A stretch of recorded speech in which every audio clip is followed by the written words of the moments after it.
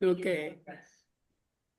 Bueno, me voy a permitir para hacer honor y respeto al tiempo, iniciar la actividad de hoy, que se corresponde con el tercer módulo de nuestro postdoctorado en salud colectiva, postdoctorado internacional en salud colectiva, en el cual nos hemos trazado como meta, digamos, posicionarnos como un colectivo que piensa, produce saberes, discute acerca de la importancia de los fundamentos de la salud colectiva para dar soluciones concretas a todas las desigualdades e inequidades en salud que vivimos en nuestros pueblos latinoamericanos, en nuestros pueblos del sur global. Entonces, en este sentido, destacan las políticas públicas como un elemento fundamental para garantizar este derecho social, que es el derecho que está asociado, por supuesto, está asociado a la vida, que es el derecho a la salud. Entonces, en este sentido, nosotros el día de hoy hemos planteado invitar a dos dilectos ponentes que han estado participando en la construcción de ese sueño de la garantía del derecho de la salud latinoamericana y nuestra americana y del sur global, en un marco en el cual la geopolítica y las políticas se cruzan para garantizar tan preciado principio fundamental que es la garantía del derecho a la salud. Hoy nos va a acompañar en un primer momento el doctor Armando Antonio de Negri Filo. Posterior a él nos va a acompañar, deseábamos que nos acompañara el doctor Rafael Bautista, pero él se excusa sinceramente con nosotros y plantea que en otro momento participe en este postdoctorado, pero el profesor Rafael Bautista tuvo un inconveniente personal que le impidió participar y nos va a acompañar el profesor Pedro Ramón Alcalá Fanador, quien es un médico sanitarista venezolano, también pensador de la salud pública acá en Venezuela. Entonces, el planteamiento que yo modestamente quiero hacerle a ustedes es que escuchemos al profesor Armando, hagamos una discusión y posteriormente, profesor Pedro, hagamos un receso y volvamos con la tarea que tenemos nosotros pendiente para el día de hoy. No sé si están de acuerdo, esa es una propuesta. Eh, eh, el profesor Armando de Negri, el cual tenemos el privilegio de presentar el día de hoy, es un destacado médico salubrista y epidemiólogo brasileño. Es de Porto Alegre. Tiene más de 35 años de experiencia en salud pública y políticas de equidad en nuestra América, en nuestro sur global latinoamericano. Él es graduado en medicina en la Universidad Federal de Río Grande do Sul. Cuenta con una maestría en epidemiología y un doctorado en políticas y sistemas de salud. Su trayectoria también incluye la coordinación general de la Asociación Latinoamericana de Medicina Social y entre el año 2002-2004 también fue miembro del Comité Ejecutivo del Foro Social Mundial de la Salud. Actualmente es asesor internacional en sistemas y servicios de salud. Es el representante de la OPS acá ahorita en Venezuela. Estuvo también en México haciendo una experiencia como asesor internacional en sistemas de salud. Y en este ejercicio ha contribuido a impulsar la mejora de redes asistenciales para dar respuesta a todas las situaciones sanitarias que se presentan en nuestros países, ¿no? Está de más decir que el profesor Armando de Negri es autor de numerosas publicaciones sobre salud, sobre derechos humanos, políticas de salud. Ha hecho grandes contribuciones para la formulación, el diseño de políticas públicas en sistemas de salud. Y acá en Venezuela, como ya les mencioné, ha hecho grandes contribuciones para la construcción de nuestro sistema público nacional de salud y es un profesor directo de nuestra maestría en salud colectiva. Admirado profesor de nuestra maestría en salud colectiva. Entonces, bueno, le doy la palabra a nuestro profesor Armando de Negri para iniciar su disertación. Y bueno, desde acá, desde el Instituto de Escenología del Estado de Aragua, le damos la más cordial bienvenida. Adelante, profesor Armando, tiene usted la palabra. Muy bien, muchas gracias, Juan. Y realmente es un gusto poder estar con ustedes. Agradecer mucho aquí el programa de postdoctorado y también a nuestro querido Pedro, ¿no? Que está aquí acompañando todo este proceso, Pedro Villasana. Saludar a todas las compañeras y compañeros que están actualmente en esta corte, ¿no? De postdoctorado. Y bueno, ayer Pedro Villasana me adelantó un poco el perfil de ustedes para ubicarme, ¿no? De dónde vienen, qué están, cuál es su extracción, digamos, de prácticas profesionales, académicas, y eso me da como un mínimo piso para también ubicar lo que les voy a comentar aquí. Yo no sé, te pregunto, Juan, ¿qué tiempo debo aplicar en la presentación para después definir el tiempo también de la discusión? ¿Qué sugieres? Profe, le responderían palabras del profesor Villasana. Usted tiene el tiempo que requiera, ¿sí? Bueno, que el tema daría para unas 2 semanas, pero voy a tratar de abreviarme, porque la verdad que es un Quizás tema, una hora, profesor, quizás una hora sería un bueno, tiempo, creo que bueno. apropiado. Usted sabe que hay ciertos temas que uno siempre corre el riesgo de querer sintetizarlos demasiado, de generar más desentendimientos que convergencias, ¿no? Entonces, bueno, voy a tratar de conectar estas tres dimensiones propuestas de políticas públicas, la salud internacional, la salud colectiva, tomando en cuenta, sobre todo, obviamente, el contexto, ¿no? Latinoamericano y los desafíos que tenemos en este momento, ¿no?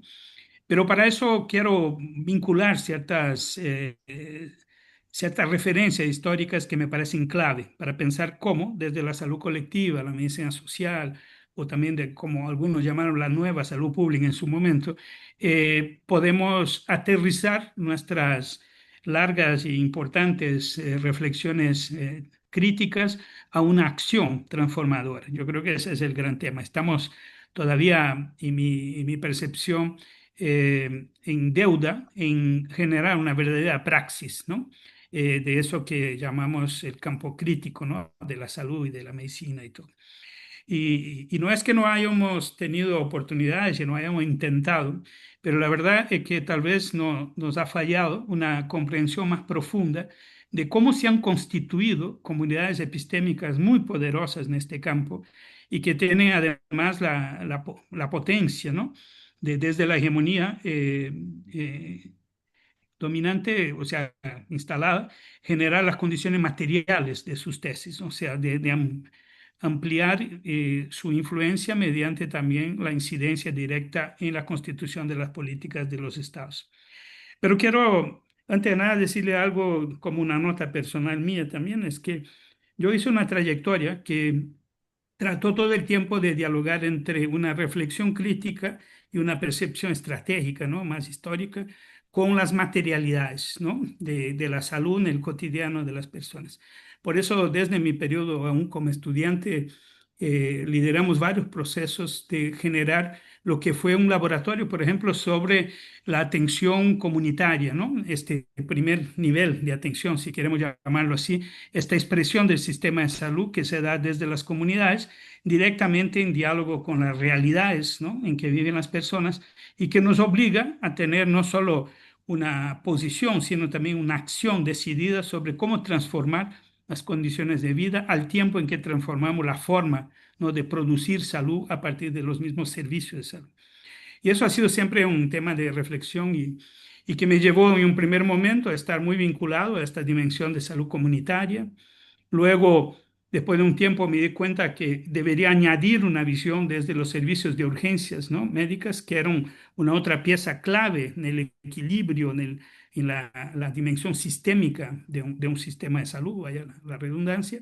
Y después me dediqué ya más en la última década y media a entender la organización de la atención especializada y de los hospitales, sin perder nunca, y ese fue un ejercicio permanente, la percepción macro, ¿no? De lo que estaba pasando en términos sobre todo de la inserción del sector salud dentro de las economías, ¿no?, nacionales y del proceso económico de la globalización neoliberal. Y todo lo que de ahí deriva en términos de poder, ¿no?, de estructuras de poder, donde las profesiones, ¿no?, la misma tecnología como valor, ¿no?, termina instalándose y reconfigurando continuamente los mecanismos de dominación, de explotación y las formas de exclusión que eso va generando.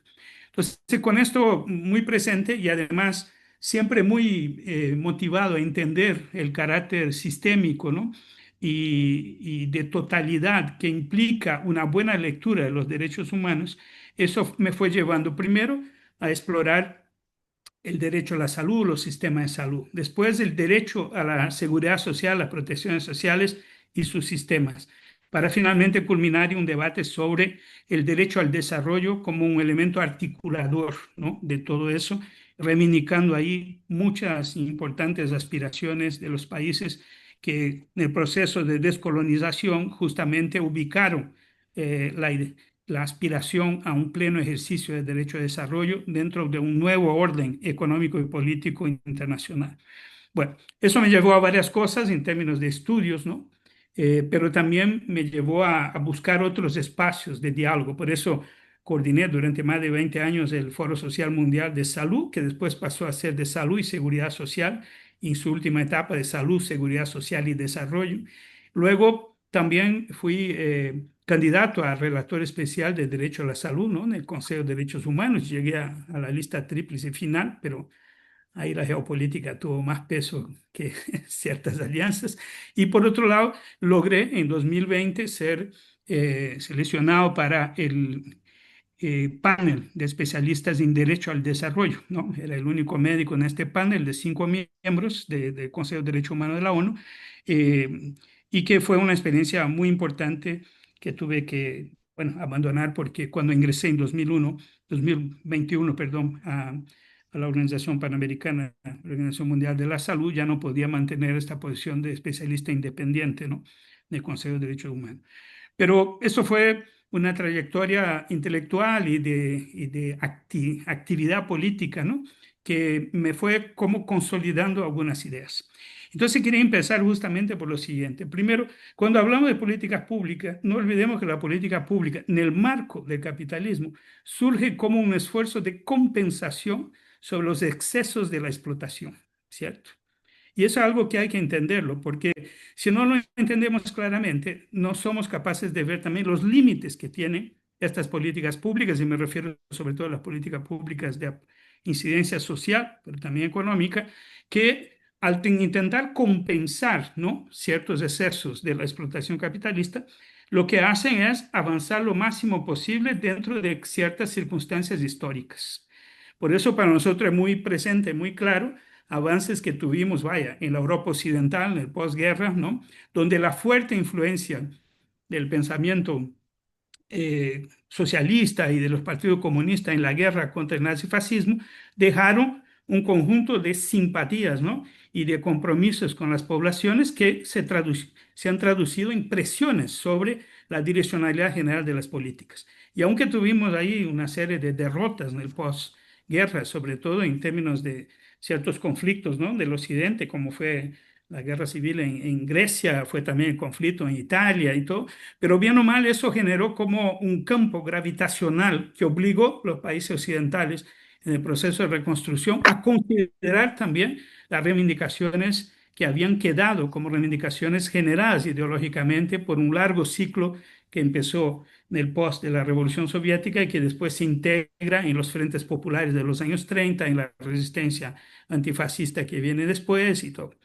Y no podemos dejar de hablar de lo que pasó desde los años 30 también en los países nórdicos, sobre todo a partir de Suecia, que también instaló una especie de configuración avanzada de las socialdemocracias y que fue expresión también de esta tensión, ¿no?, de campos ideológicos generados por una mayor fuerza socialista y comunista.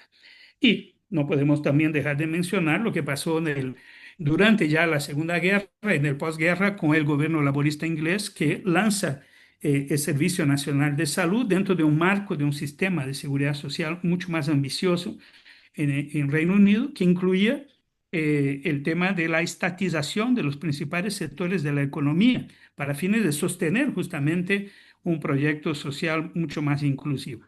No voy a detenerme sobre eso, todo lo que pasó, porque no habría tiempo de profundizarlo, pero es un periodo histórico muy interesante y hay abundante documentación en la internet que es muy interesante verlo.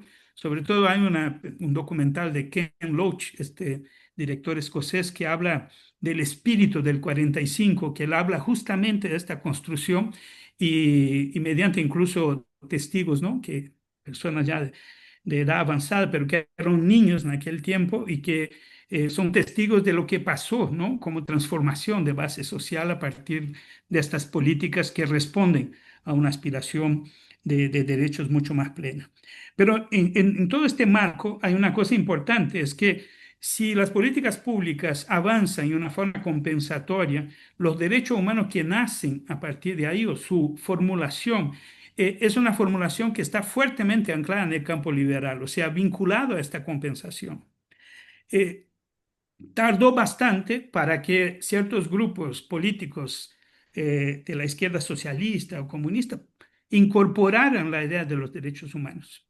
Porque dentro de la tradición socialista, la idea de una salud universal, de un derecho universal y tal, era un tema programático esencial que no estaba vinculado a una lógica de derechos dentro de un campo de compensaciones sociales, sino que más bien eran inherentes a la idea de un Estado, ¿no?, de los trabajadores, a un Estado, ¿no?, donde la vanguardia revolucionaria estableciera una organización donde estas garantías del trabajo, de la salud, la educación, el salario, las pensiones fuera algo inherente, así como en muchos aspectos de las políticas de vivienda, de transporte, de energía y tal, que eran como parte de un conjunto de garantías materiales.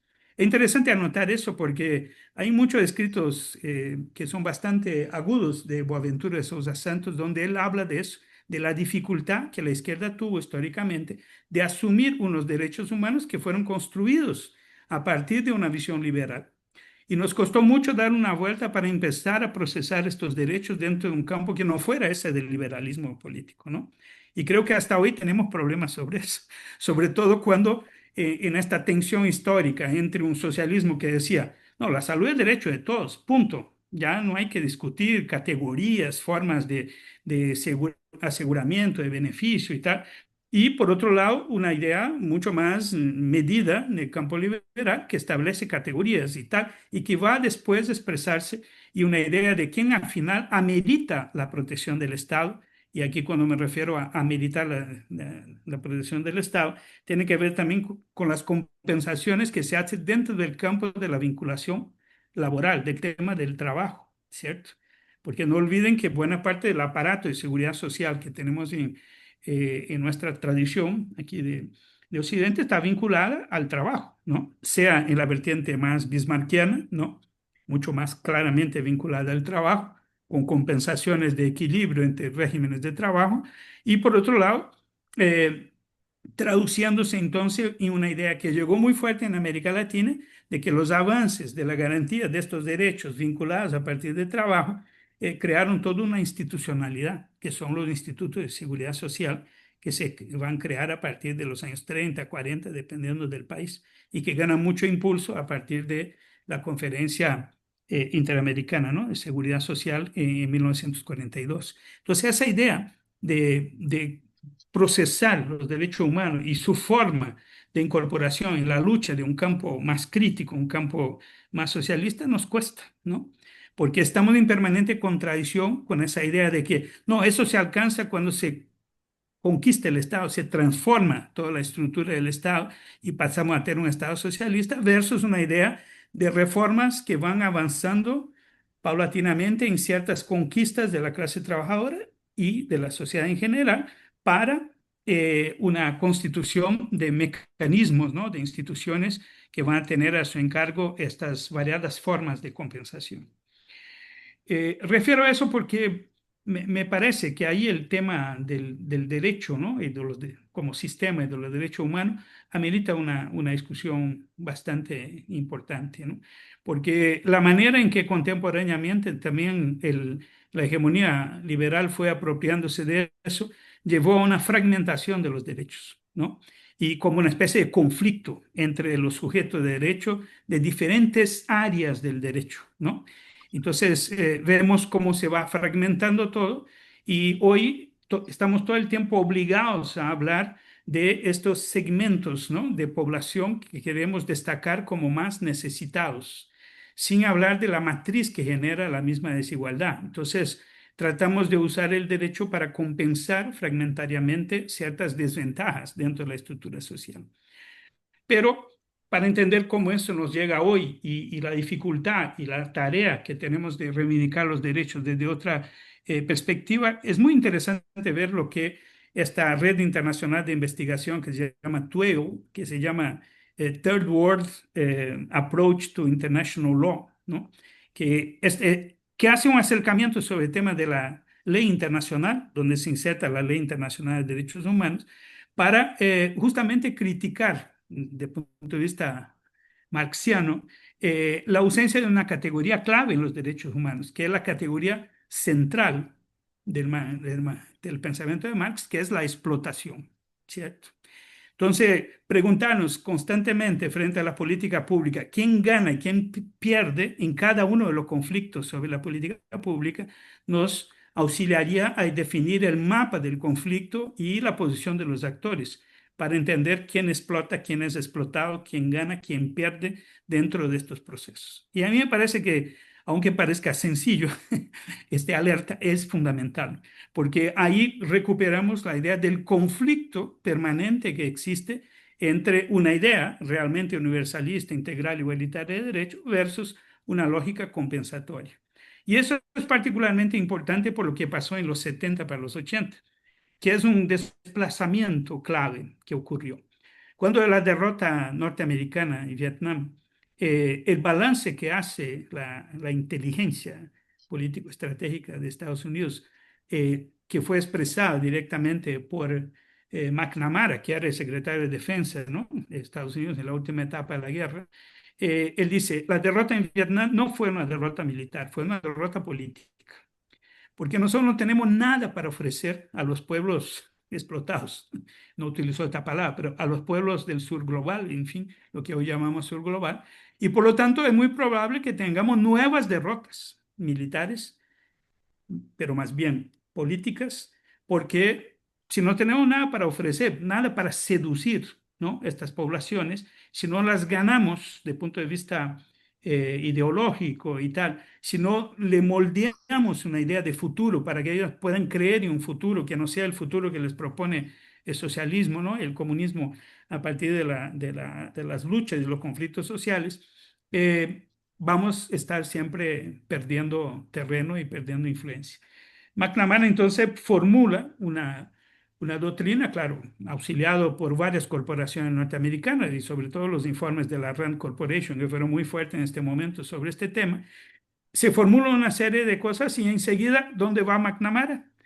Lo transfiere a la presidencia del Banco Mundial, ¿sí?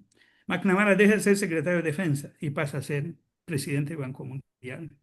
Y a partir del Banco Mundial se empieza a construir un formidable aparato, sobre todo a partir del Instituto Banco Mundial como tanque de pensamiento, ¿no?, para esta tarea, ¿no?, fundamental. Y luego la articulación de las otras dimensiones, de las otras 6 instituciones que forman el sistema Banco Mundial, para el sistema de préstamos, el sistema de donaciones y un ambicioso programa de formación de posgrado mediante la oferta de becas de estudios en las universidades del sistema que el Banco Mundial articula en Estados Unidos y en Reino Unido y sobre todo.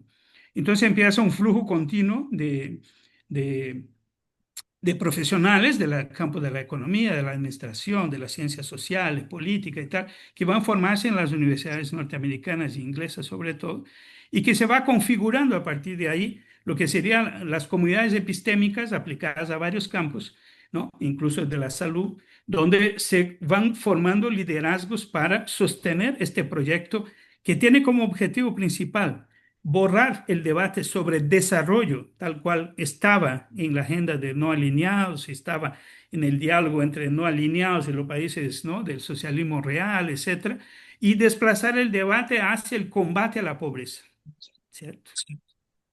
Y este desplazamiento genera un cambio profundo en la manera como representamos el mundo, o sea, el sistema internacional, y cómo vemos el tema social dentro de este sistema. En primer lugar, pierde categoría, ¿no?, de poder, porque el tema social deja de ser lo que queremos afectar dentro de un proceso de desarrollo para ser simplemente un elemento más dentro de un proceso esencialmente de alineamientos, ¿no?, macro, estructurales en términos económicos, de campos de poder y todo. Todo eso va par y paso con un proceso que ya había empezado conceptualmente desde los 55, 56, que fue la elaboración por Williamson de un concepto de mercado sin fallas, que nos lleva entonces a esa idea de lo que hoy conocemos o podemos de neoliberalismo, o sea, que una derivada importante contemporánea de un mercado sin fallas que trata de establecer ideológicamente un principio absoluto de creencia, ¿no? Así lo decía Karl Polanyi, ¿no? El tema del liberalismo, neoliberalismo es un tema de fe. No funciona, pero igual los neoliberales dicen que no funciona porque nosotros no somos suficientemente inteligentes para aplicarlo, ¿no? Nosotros, digo, la población mundial. Pero fracasa, pero su fracaso no llega a afectar su propia existencia. Y eso es un tema ideológicamente muy sofisticado. Pero en esta transición de los 70, 80, justamente se generan estas comunidades epistémicas, donde las políticas sociales y públicas sociales en particular son fuertemente moldeadas ya no como la aspiración de construir sistemas universales como producto de un desarrollo redistributivo de la riqueza, sino que pasan a estar condicionados a un combate focalizado a la pobreza. Y el primer desafío que hay es decir, ¿quiénes son los pobres y los no pobres? Por eso se creó todo un campo de ciencia, jocosamente llamado la pobretología, ¿no? Para poder decir quién son pobres y quién no son pobres, imagínense. Y hasta hoy eso tiene mucho esfuerzo, ¿no? De sistemas econométricos y de análisis sociológico para decir quién es pobre, quién no es pobre, cuál es la importancia del ingreso, la importancia del no ingreso, qué sería lo identificable y como parte del Producto Interno Bruto, ¿no? O sea, toda una discusión que se va tecnocratizando, se va saliendo del espacio de un debate político y por lo tanto del espacio público y se transfiere a un campo de la economía. Pero no la economía como disciplina moral, ¿no? Sino la economía como un principio econométrico, o sea, la economía como un principio funcional, una economía utilitarista al máximo, ¿no? Que además impone desde entrada que dice, no, ustedes dejen de soñar, ustedes no tienen recursos en sus países del sur para sostener sistemas universales y tal, con mucha protección. Ustedes tienen que acomodarse a lo que pueden pagar. Y como ustedes lo que pueden pagar, antes hay que descontar lo que tienen que pagar como interés de las deudas, el espacio fiscal que ustedes tienen es casi cero.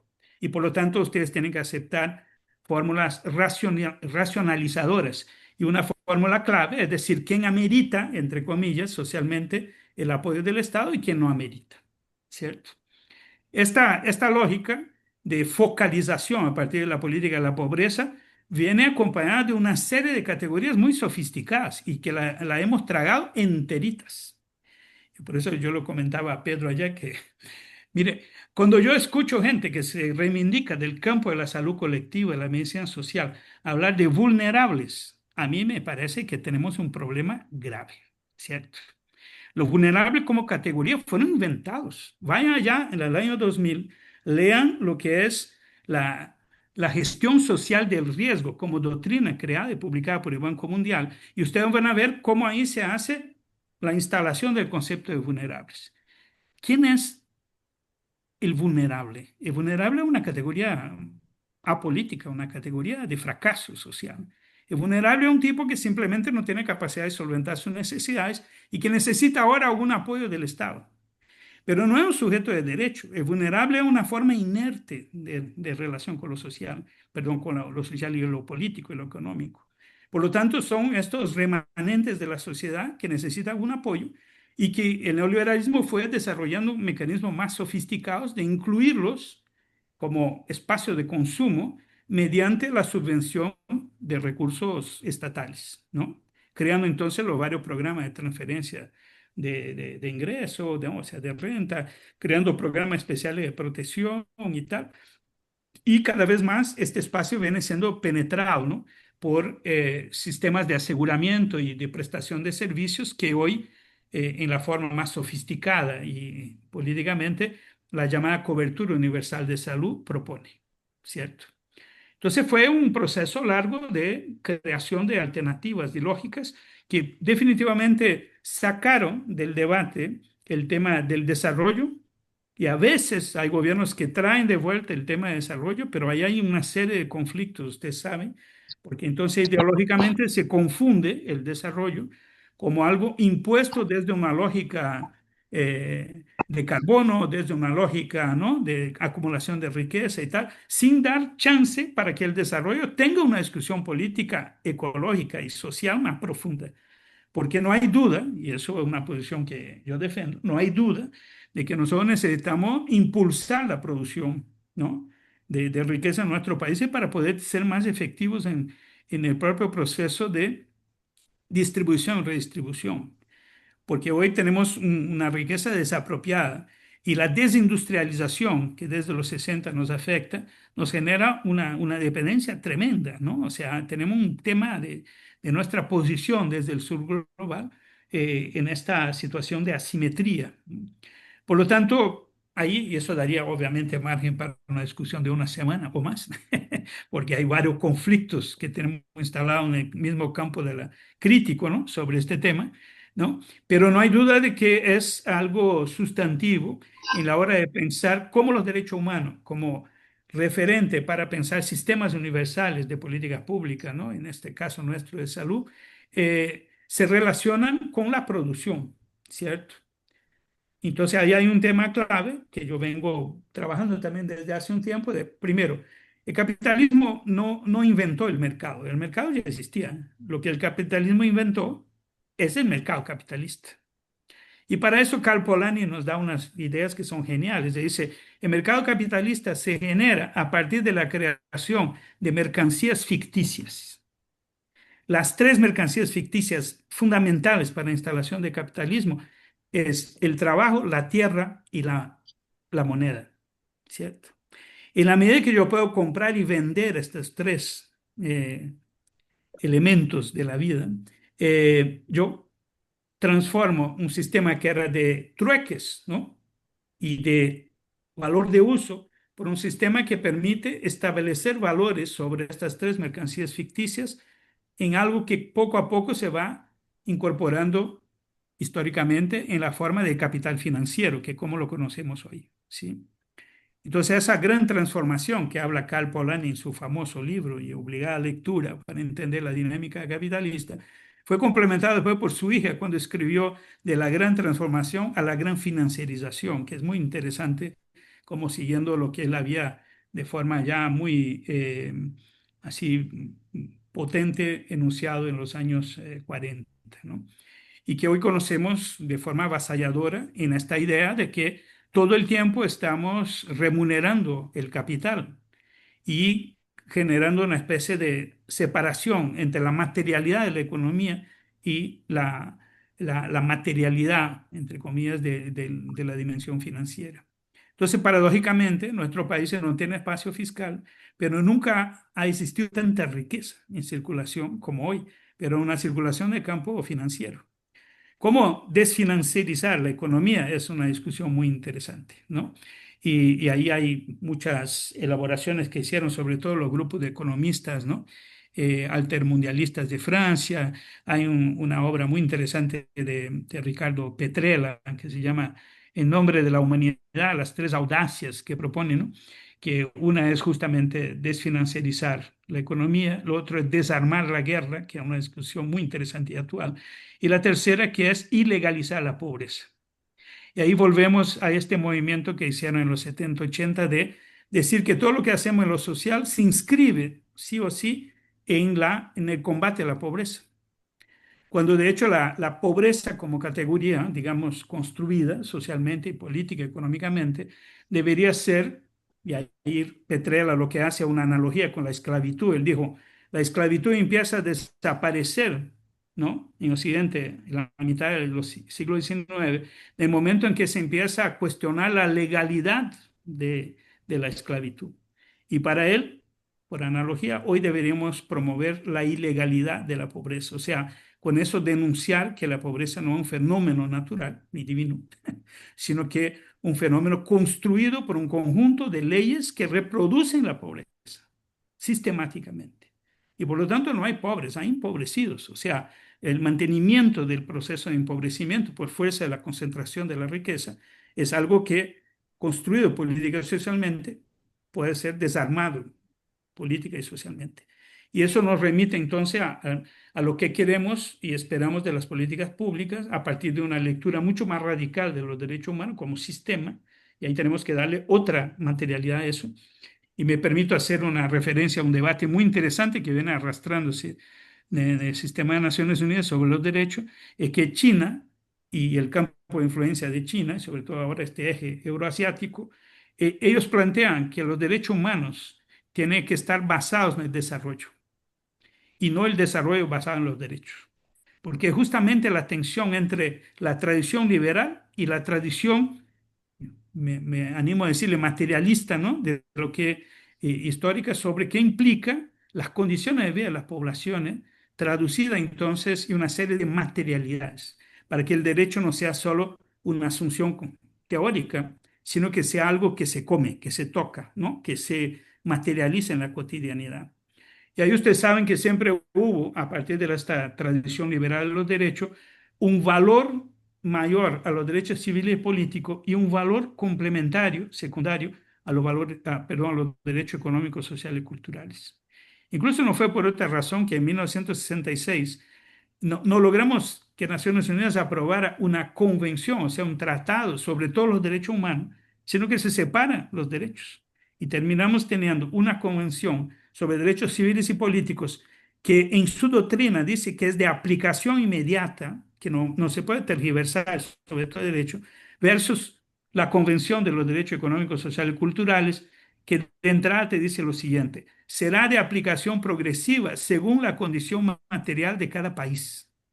O sea, no hay una obligación mandatoria, inmediata, y no hay ninguna explicación desde el punto de vista de la teoría del derecho para que se separe eso, pero se cristaliza ahí un clivaje entre lo que el mundo occidental, acusando al mundo socialista, decía que era la violación de los derechos civiles y políticos, y de otro lado, ¿no? El sur global, el mundo socialista diciendo que no, que lo que debe primar es la materialidad del derecho, sobre todo a partir de una justicia económica, social y cultural y tal.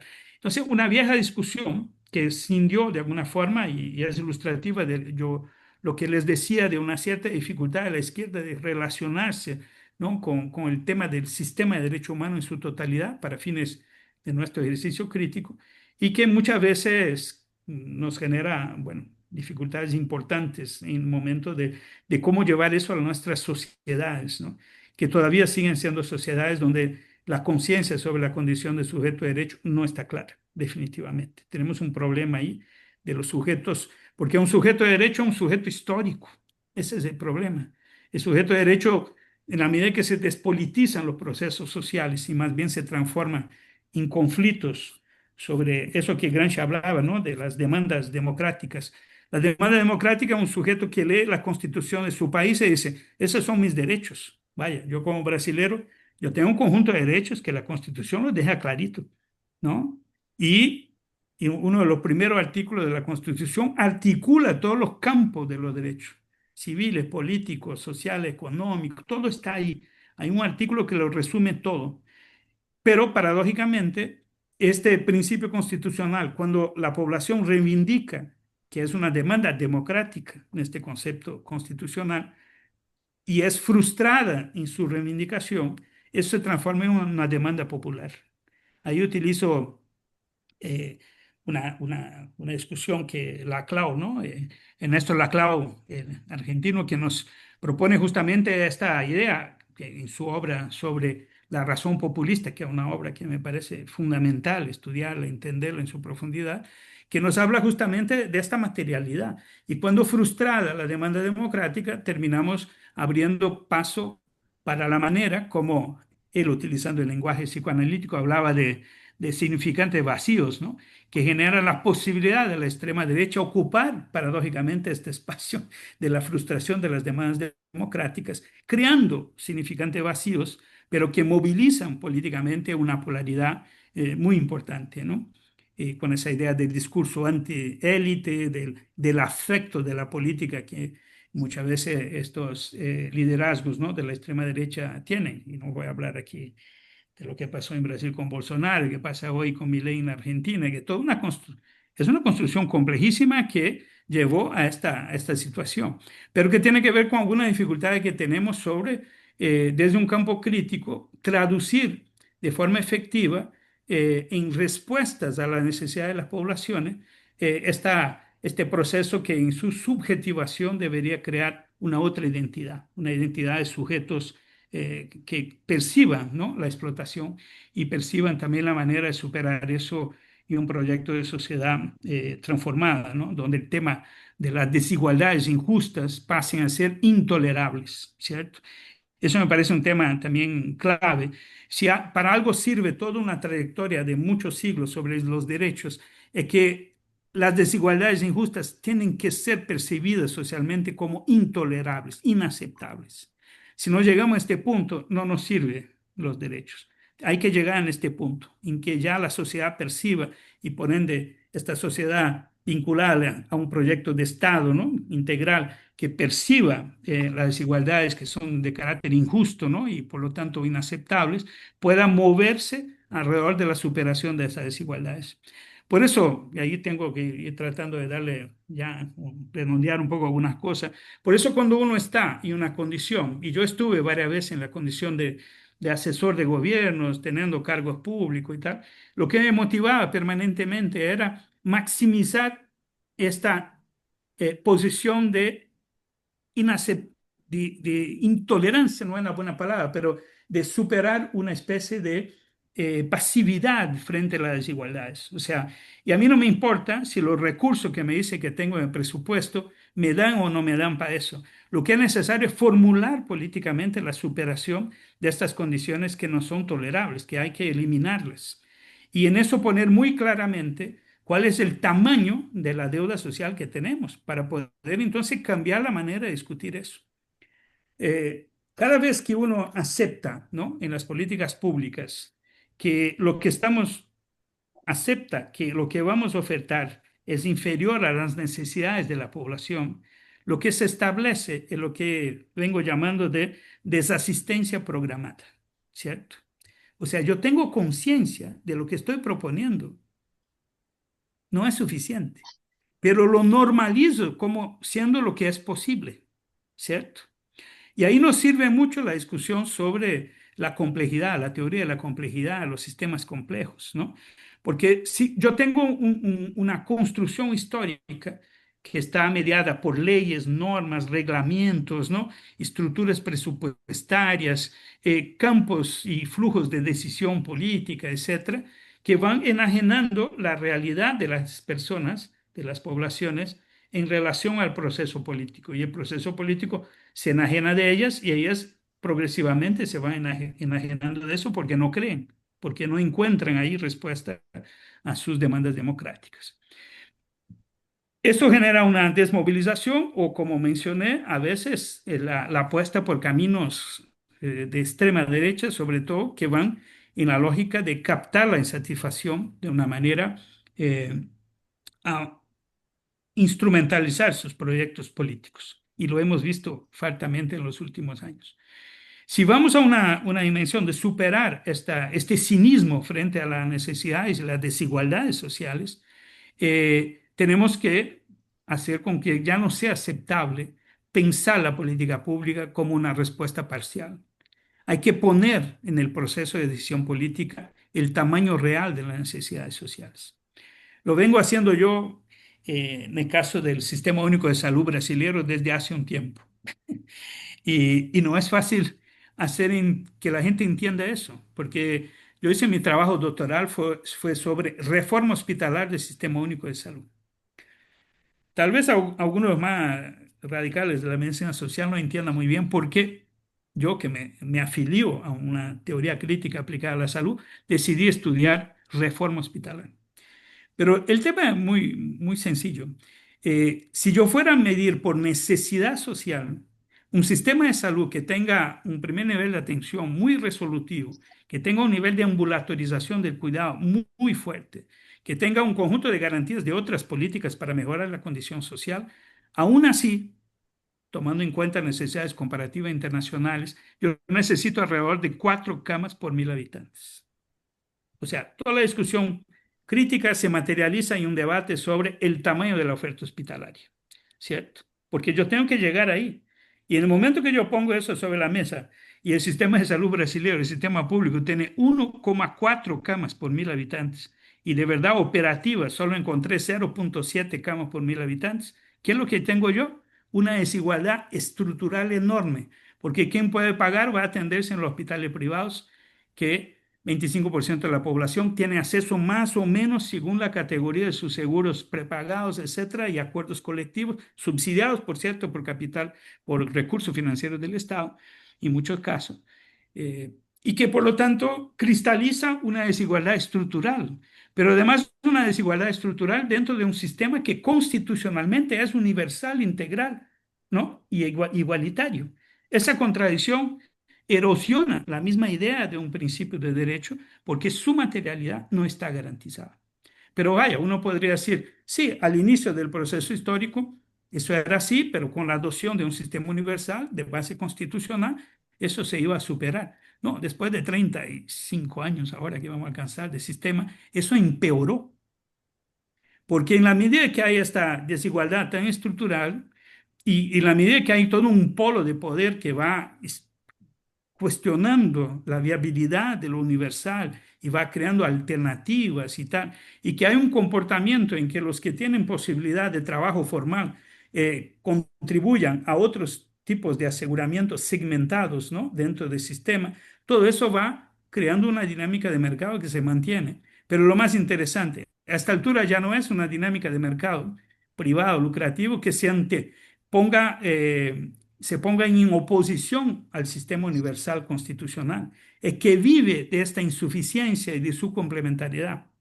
Y eso es un arreglo virtuoso extraordinario para el capital. Hace unos años yo estaba en Marruecos, el Ministerio de Salud ahí a través de un camino algo tortuoso me invitó a una discusión sobre seguro de salud, reforma de seguro de salud en Marruecos. Bueno, yo fui porque mis colegas ahí de los movimientos sociales dijeron, vaya, vaya, porque hay que dar otra discusión, aproveche el espacio. Bueno, fui. Y ahí cuando me recibe el funcionario del ministerio, muy alegre que yo estaba ahí, me dijo, qué bueno que viniste, porque la semana pasada estuvieron los técnicos, ¿no? Del Banco Mundial y nos recomendaron escucharte porque el SUS brasilero es el mejor seguro para pobres del mundo en el área de salud. Cuando dijo eso, yo, a ver, me dio una cosa, una rabia, pero después me puse a pensar, y no es que es cierto.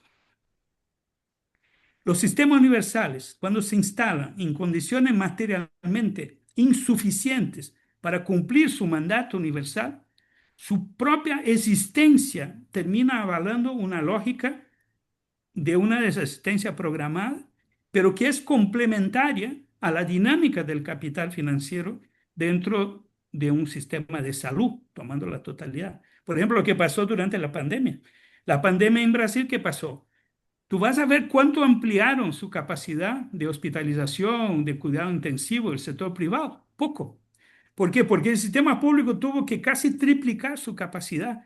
Y cuando la persona que tenía el seguro llegaba al hospital privado y no tenía cupo, el sistema integrado de manejo de la pandemia le daba un cupo en el hospital público. Y no había cuestionamiento de seguro privado sobre su insuficiencia. Y eso pasa muchas veces en Brasil. O sea, muy concretamente, yo tengo un plan de salud, vaya, y ahí yo tengo tantos días de cuidado intensivo por año.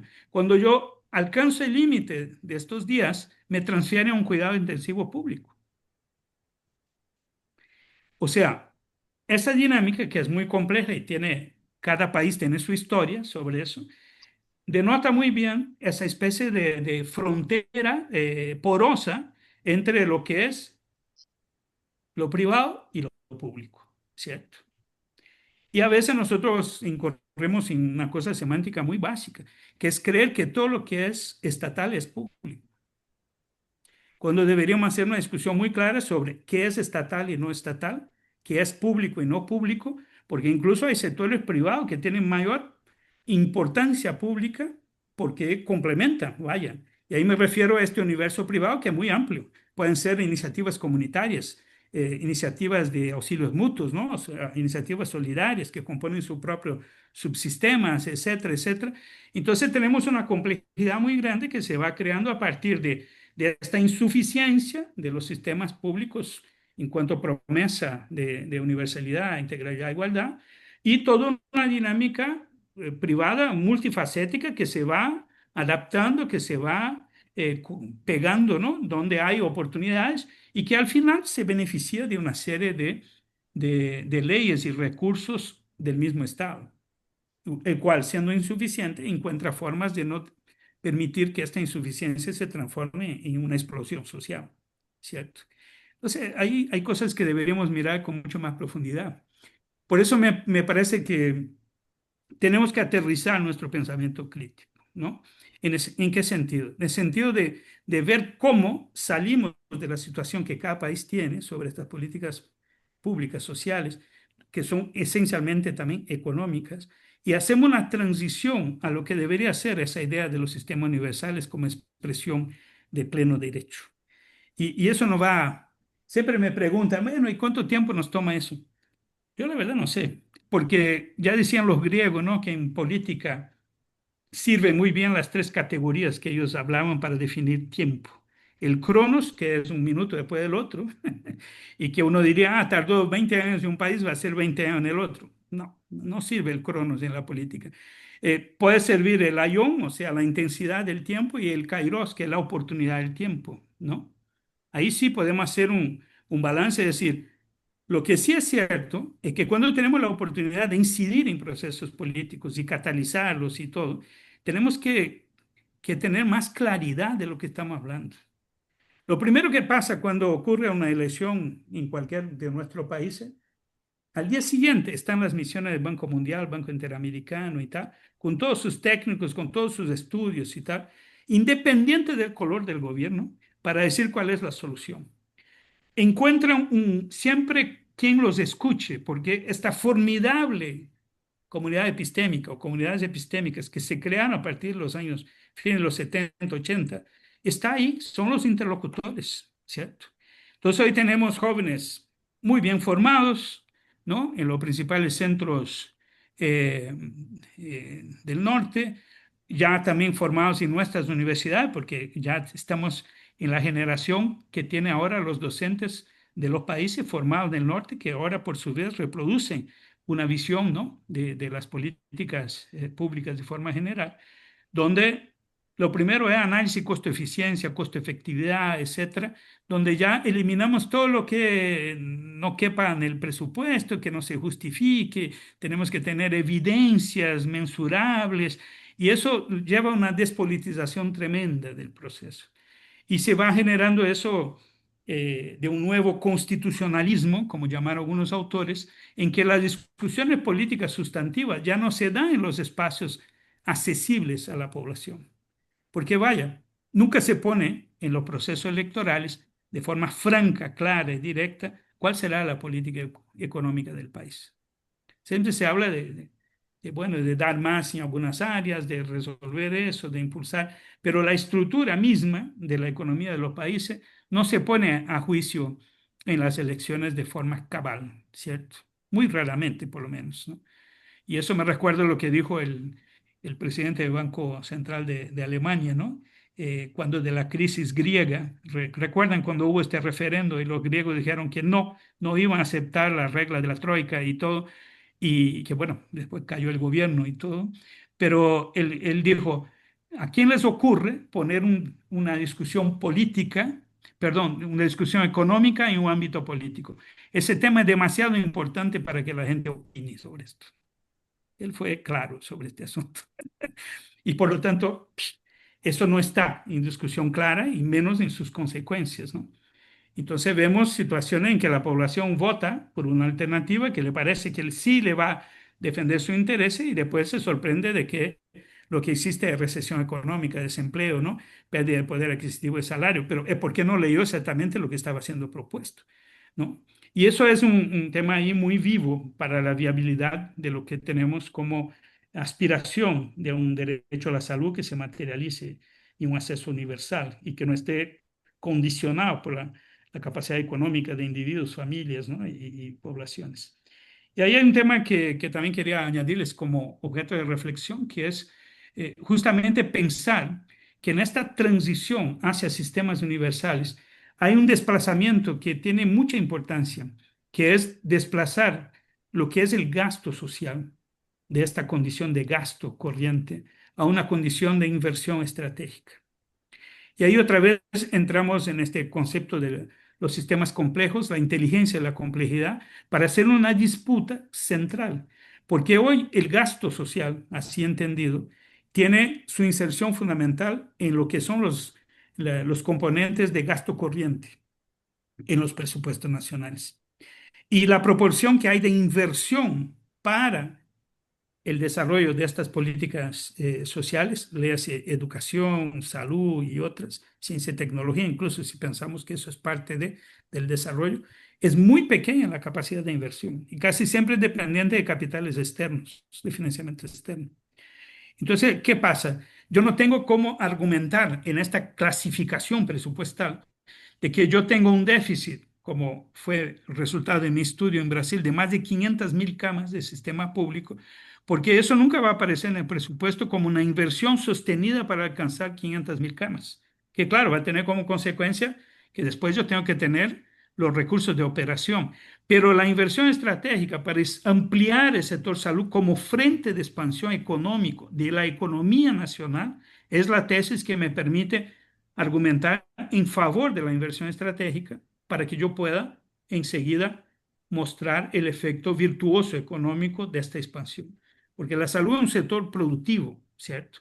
Y aquí no vamos a caer en la simplificación de pensar que lo productivo en salud es producir medicamentos, insumos y tal. El trabajo en salud, la operación del sistema de salud es un sector económico, ¿cierto? Y en nuestro país, como mínimo, 10% de la economía nacional está vinculada al sector salud y frecuentemente más que eso. Por lo tanto, tenemos un peso estratégico como argumento para una discusión de interés de desarrollo de capacidades productivas, de ampliación de la economía. Justo en México hicimos este estudio junto con la CEPAL para mostrar que el sistema de salud mexicano, para responder a las brechas de acceso y calidad que tenía para toda la población, necesitaba expandirse como sistema total 220%.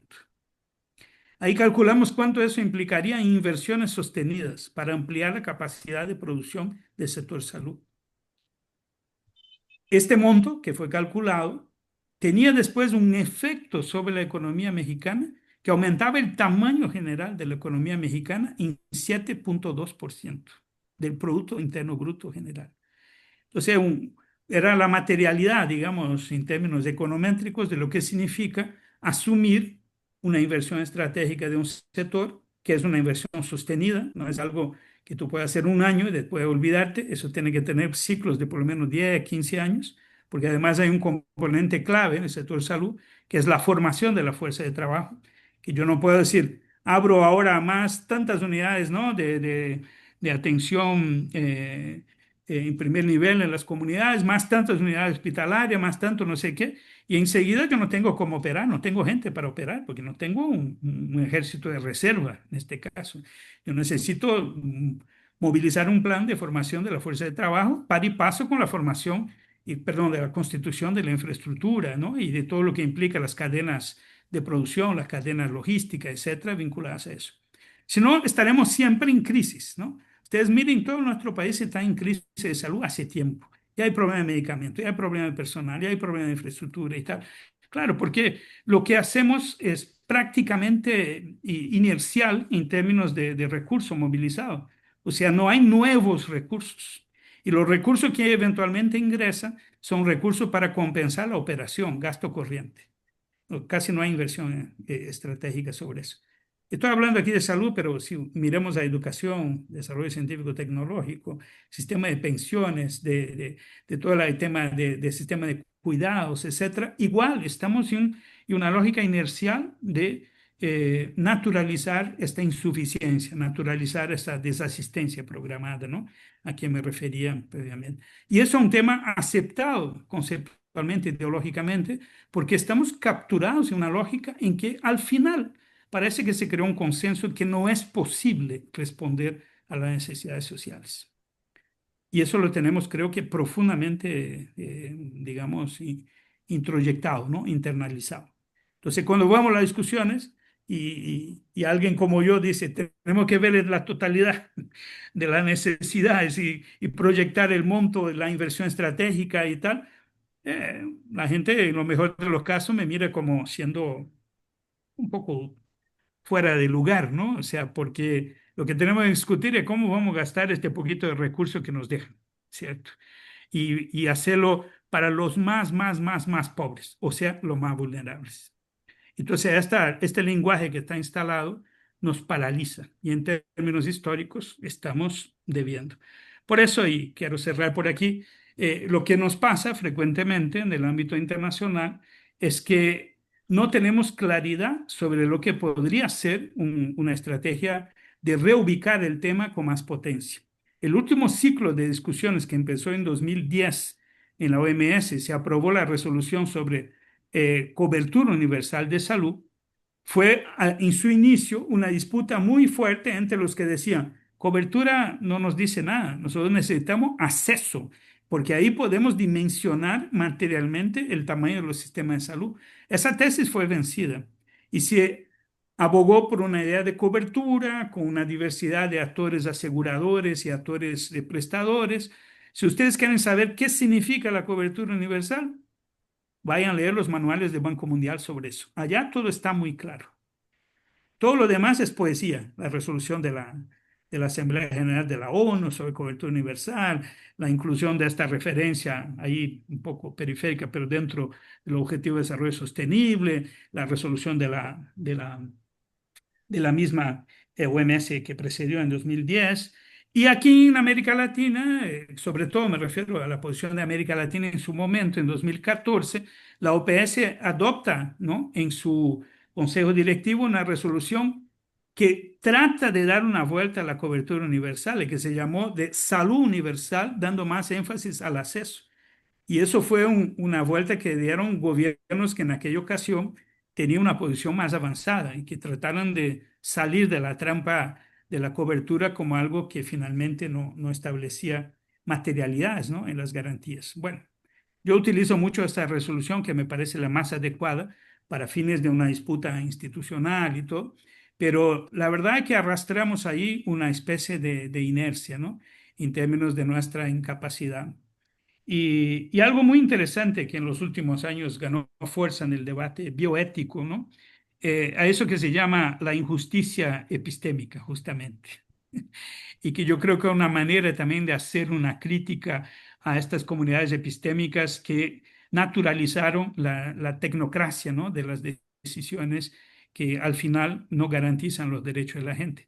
Esta injusticia epistémica, que es una formulación que habla de dos componentes claves. Una es la injusticia testimonial, o sea, no tomamos en cuenta lo que nos dice la gente, de su sufrimiento, de su imposibilidad dentro del sistema de salud.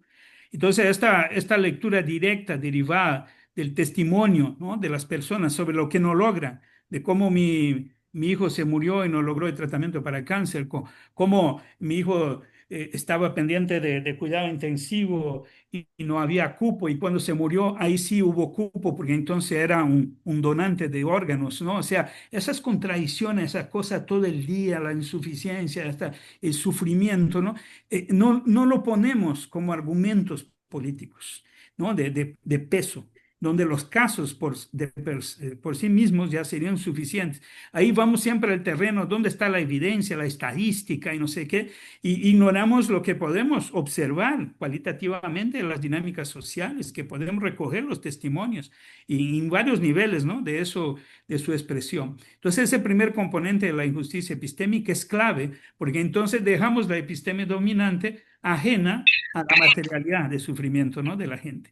Y la otra es la injusticia hermenéutica, o sea, la manera como se construyeron campos de conocimiento que son herméticos, ¿no? No accesibles para, le pido a Mari que cierre su micrófono ahí, y Lorena, por favor, y que son campos que se traducen como inaccesibles desde el punto de vista de la lógica del conocimiento, o sea, un a priori de la manera como se tratan los asuntos y de la manera como formamos y orientamos incluso la investigación, ¿sí?